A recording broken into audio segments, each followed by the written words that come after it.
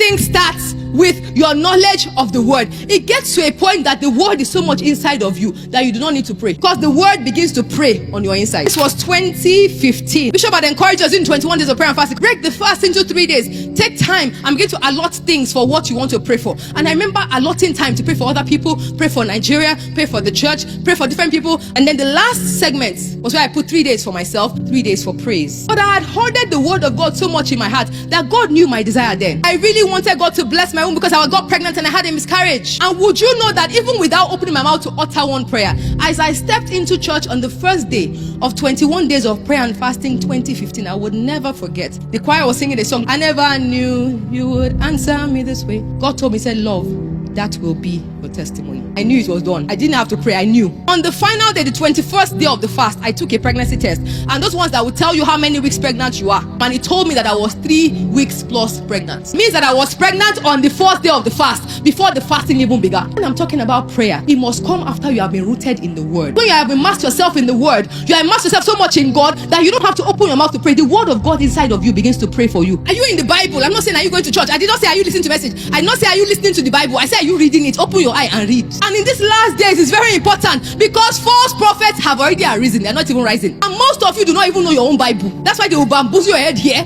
bamboozle it here, and you say, okay, do you know God's will for yourself? Put your nose in the Bible and study. Make a plan. Tell God that, God, every day, this is what I want to do, and enable me and grace me to do it. And be committed to it like your life depends on it, because your life actually does depend on it.